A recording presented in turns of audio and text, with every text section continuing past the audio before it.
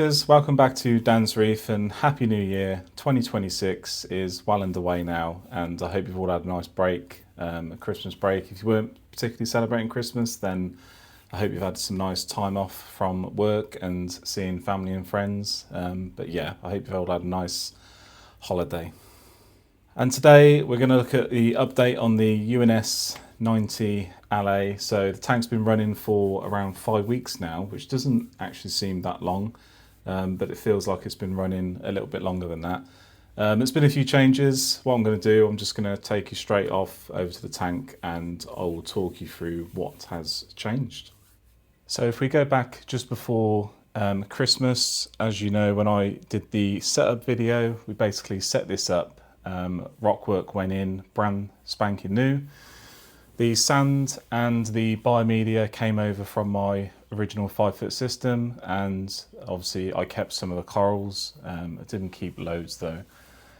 And some of you may recall I had only one fish left out of my original lot, and that was my original yellow long-nosed butterfly fish, and he was in here temporarily. So what happened was, between Christmas and New Year, there was a few reefers going down to meet at AAC, and I'd already arranged with another reefer to rehome my yellow long-nosed butterfly. So I took him down to AAC, and Steve, otherwise known as the East Coast Reefer, he has now got my last fish gone to live in his lovely new tank. So let's just talk about very quickly the sort of time frame of what's been going on in the system. So obviously the last video, it was set up just before Christmas, and I obviously had the meet down at AAC. I picked up the 2 panda damsels, and I picked up an orange spot goby.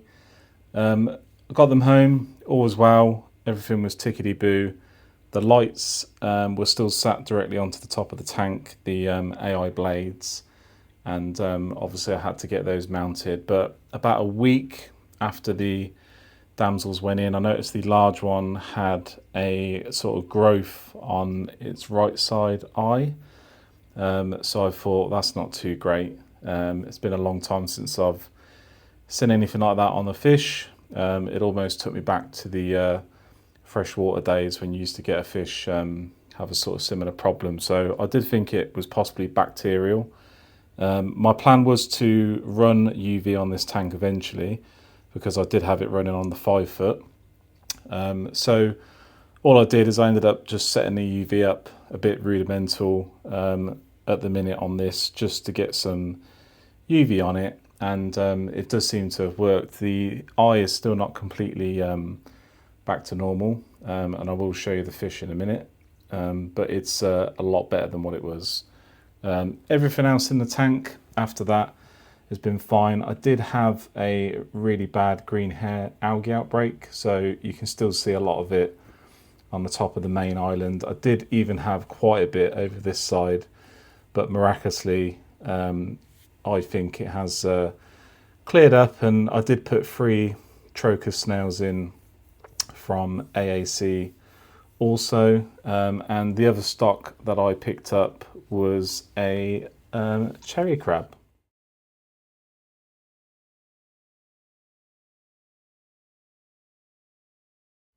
But everything is doing well. The algae is subsiding, and it's just sort of settling into its groove really. Wave maker wise, I'm just running a little Jacquard SOW4 that I've had for a long time, and I've just put that in here for now. And the main job that I had to do over the holiday period was to get the lighting mounted. So what did we end up doing? This is the current lighting rig. So all I ended up doing was I brought some 2020 T-slot extrusion bars, I suppose they're called, and yeah, I basically ran that down top of the skirting board, bolted in at the bottom against the wall. I've got a couple of brackets at the top, and then I've just got another couple of pieces, and I'm just using the standard AI blade mounting clips with the little T-slot with the little M5 nuts on it. So the light height is about 10 inches from the surface of the water. And then the support, I actually took this little bit of inspiration from the Aqua Show last year. So DD was showing a new Peninsula tank, and they had a load of AI blades over their new Peninsula tank, which looked really good, but because they're in a show hall, they couldn't obviously mount the support straight up to the ceiling because it was probably about 30 foot high, so they had it against the back wall. And I just quite like the angle of it, so when I decided to do this, I thought it would look a bit more aesthetically pleasing if it ran back. I still need to trim that and neaten that up, but yeah, so we've now got the lighting mounted where we want it, and yeah, really happy with it. I think it looks really nice. And yeah, I've just been setting up my workstation, and yeah, my UV currently is mounted underneath here, and then all I've got at the moment for filtration is I've just got the standard sponge, normally with some filter floss on the top of the first chamber. I've got a Rehoming compact valves and pump in the middle chamber, and I've also got the return from the UV going into the same chamber, and then the final chamber I've got the heater. I'm still running the DD Advanced ATO, which obviously keeps that level really stable. It doesn't drop the level in that chamber below the heater limit, so that's all been checked and triple checked. But yeah, so lighting is now done, and they look pretty good. I've got them on a acclimation period for the next week, and the intensity when they're off the acclimation period will be 80%. So the next thing I've got to do is I've just got to do a par test really, and see what the output is. So as you can see, the Duncan is doing really, really well. The frog spawn's doing good. My gold hammer is doing really, really well. Candy cane's doing great. And the 1 bit of SPS I've got has grown quite a bit already since it's been in this tank. And yeah, everything generally is doing well. The only thing I've had is obviously my orange spot goby likes to rearrange the sand about the place, so I do have to keep on top of that occasionally, but he's not been too bad. It's the smaller panda damsel, really, really cool. They're normally always together. It's only been the last few days they've sort of separated a little bit, and the larger one, you can just see my orange spot goby just having a little nose behind there. But they've all been doing well, and that's the larger one. He's probably going to be a little bit shy. Generally though, this tank has been absolutely phenomenal. I've had no problems with the actual tank itself. The filtration rear chambers, there's enough room just about to get what you want in there to run. But it's just been great. I've been really, really enjoying this tank. It's really, really nice having it sort of central in this room. Where I'm sitting now is actually where my computer is, so I get to see this side of it at my desk. And the other side, I've got some work to do, so I've got a new seating area to build over there, and the old table is going. But yeah, the lighting itself, really, really pleased with it. But I mean, let me know what you think. And the only other thing I've purchased is Charterhouse did start stocking just the standard glass lids for the UNS range, and I did pick up the one for this. So let me just pop that on and I'll show you what that looks like. So that's the lid on, and although it is very, very nice, it is not without its flaws. So obviously it's got the 4 clips. You can have 2 either end. It has got a little UNS logo on this corner, and it looks great. I think for a freshwater setup, I think it's absolutely fine. Saltwater, not so much. Main reasons being, one, it does cloud up a lot with moisture, which I think pros and cons to that. Obviously less evaporation, ATO usage, but it will stop light penetration getting through the tank as much. And also the tolerances are quite tight, so although you have got space this end to get your cable through for a wave pump, at the other end it is really tight for space. And it's not that practical in terms of feeding. I mean, you can get a little pipette down this end to feed, which is not the worst case scenario, but it's just not really something that is sort of my cup of tea really. So there is another company here in the UK, which is London Aquatic Design, and they actually do a polycarbonate lid for this, and it's got a open mesh center, so I'm probably gonna be getting one of those at some point. But I just wanted to try this because, you know, they're available, and I just thought it's worth a shot. But yeah, it does look nice, but not something I particularly want to run.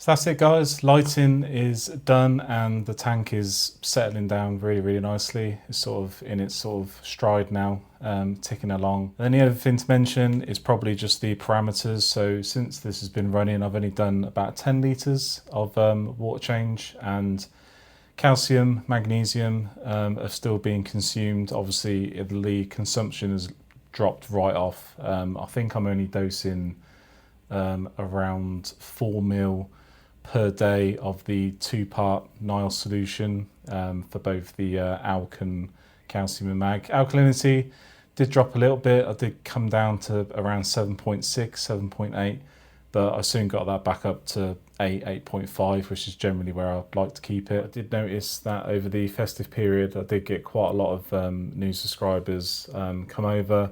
I think mainly because of these tanks. I've had a few people message me saying that they've brought the same tanks over the festive period, which is great. It's nice to see. I think they'll do quite well here in the UK. I know you guys in the US have had these for a little while now. But yeah, in terms of the old fish, my yellow long-nosed butterfly, I did say that gone to Steve, East Coast Reefer. If you go over and look at his channel, I'll link it below. He's actually got he's not long set up a brand new Red Sea Reefer 850S Gen 3. Amazing tank, really nice. He upgraded from a Red Sea Reefer 250, so I'll put his details below. Go over and have a look at that. The other honourable mention was Chris, who is So Reef on Instagram. He's actually got the same tank as this, which he swapped over from an old, I think he had a previous Peninsula, I think it was an Innovative Marine, but it wasn't as big as this UNS tank. But he's recently set this up, and he's going to be posting a bit of content on that. And I think he's also got a filter roller for it, which is going to be interesting. I might even end up running the same one, but I'll put his Instagram details below. But go over and have a look at his Instagram and what he does with his. But yeah, I just want to say thank you again. Thanks to the new subscribers and obviously the original OGs that have been around since the Walkbox days. But yeah, I've got a busy first part of the year ahead. We'll continue with the UNS 90LA, and yeah, exciting. I said it's settling down now. It looks phenomenal. You know, if you're looking at setting up a little nano tank, I highly recommend going looking at the UNS all-in-one range, and yeah, try one yourself if you're thinking of doing one this year at some point. Let me know if you've got any questions on this system and some of the bits that I've used to date. Just yeah, drop me a message, put it in the comments, and until next time, I will see you all soon. Thank you.